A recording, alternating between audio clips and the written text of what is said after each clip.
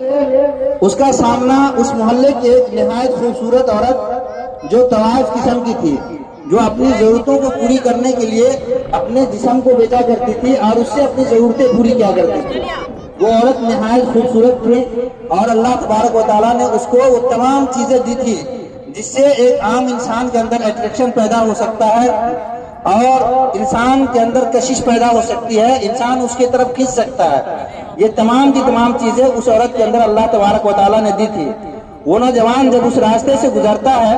گزرنے کے بعد جب اس عورت کے اوپر اس کی نگاہ پڑتی ہے،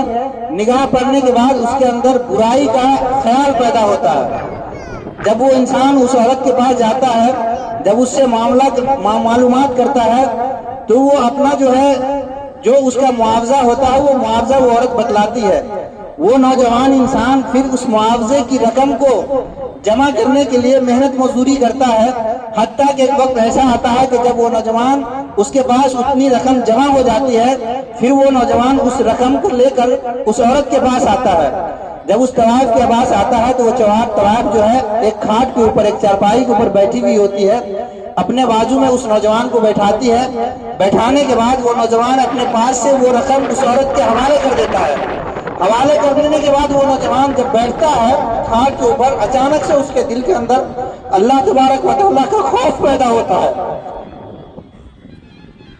اللہ تبارک و تعالیٰ کا ڈر پیدا ہوتا ہے۔ آج پھر وہ نوجوان یہ خیال کرتا ہے کہ ہم نے پوری زندگی اللہ تبارک و تعالیٰ کی فرمانی کی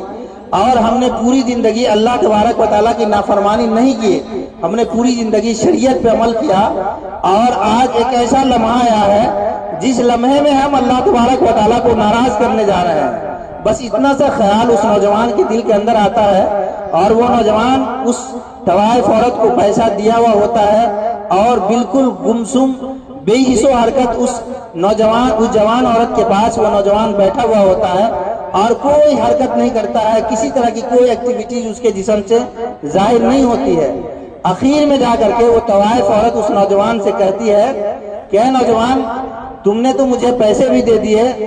میں نے اپنا جسم پورا تمہارے حوالے بھی کر دیا، پھر تم گناہ کیوں نہیں کرتے؟ پھر جس چیز کے لیے تم آئے ہو وہ چیز کیوں نہیں کرتے؟ پھر وہ نوجوان اتنا سنتا ہے، سننے کے بعد وہ نوجوان الٹے پاؤں اس گھر سے نکل جاتا ہے۔ نکلنے کے بعد وہ عورت جو ہے اس کو بار بار بلاتی رہتی ہے، پیچھے سے آواز دیتی رہتی ہے،